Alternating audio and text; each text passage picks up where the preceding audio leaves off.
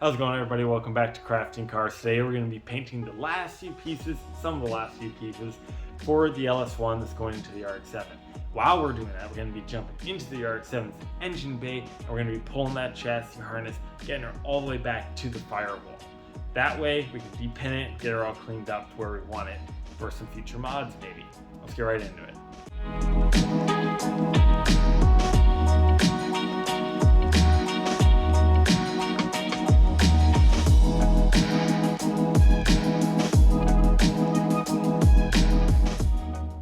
Okay, just like before for the engine block, I'm going to start off by using this engine enamel primer with the ceramic. This one's made by Duplicolor.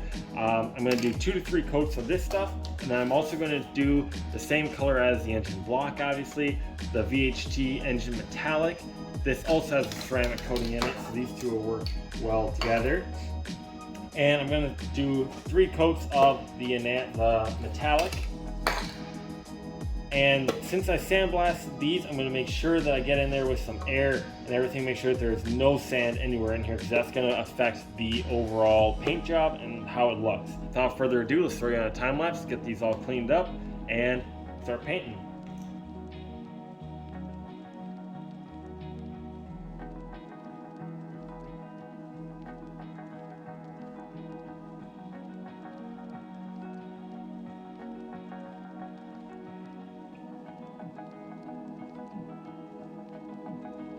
Okay, while this first coat is drying and while I continue to paint these, what I'm going to do now is move over to the RX-7 itself, and I'm going to jump inside the engine bay here. And what I'm going to start doing is all this wiring and whatnot. I'm going to tape and label everything that I know that I need, aka pretty much only the things for the headlights, the windshield washer pump, and that should be pretty much it up here.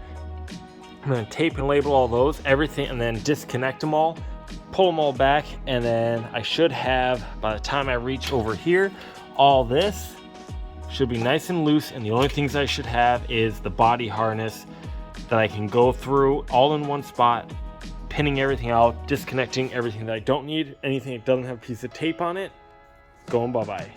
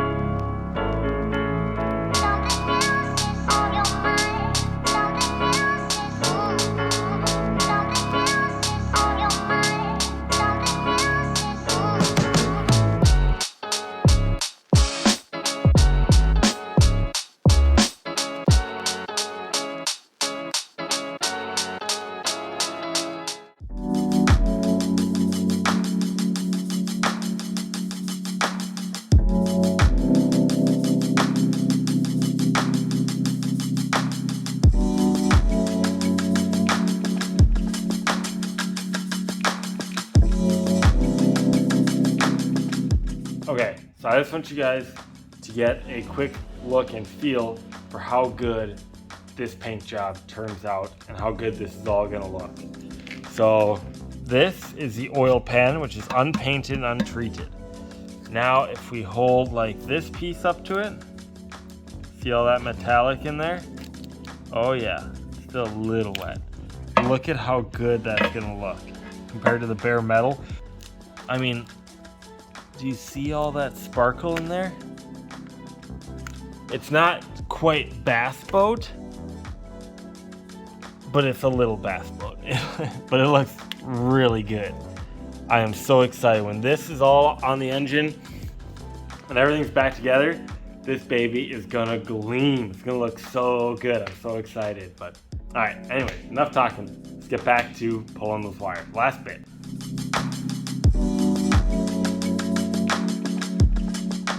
All done.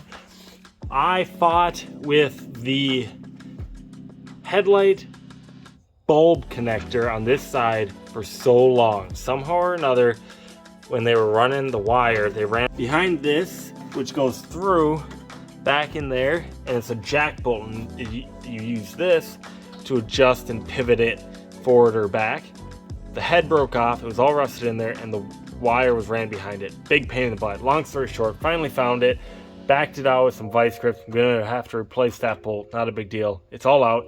Once I got that out, everything else went really fast. You can see down here, I just ended up cutting all the zip ties and stuff, connecting that was holding the wire. We had factory ones, we had clear ones, all sorts of stuff, all down in here, gone. This side disconnected really quick and easy.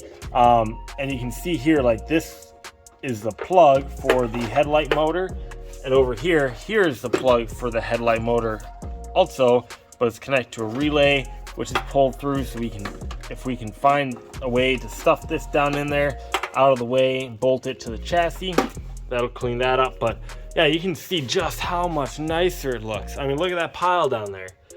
Once I pull the outer insulation all apart, I can go through, ohm everything out, anything that I'm not using, cut it, get it out of there, don't need it, and I can pull it all the way back through to the cabin side on the interior, and it'll be gone. Gone. And then I can decide where I want to run that loom.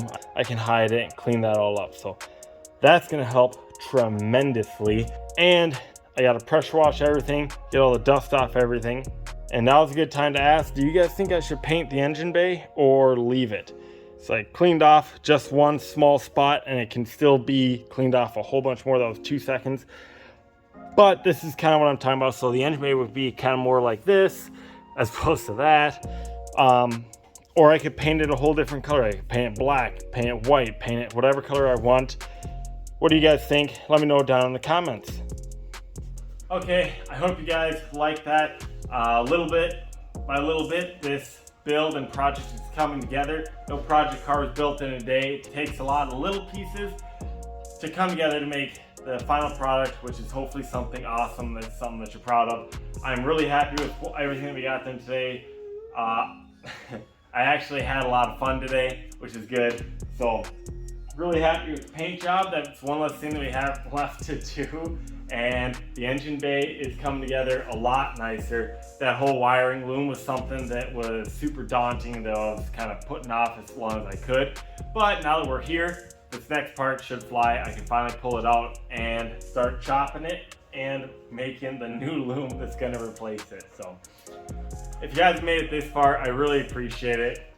If you liked what you saw, leave a like. If you have any questions, comments, or concerns, leave them down below. And as always, we'll see you guys on the next video. Bye-bye. Can you say bye-bye? What?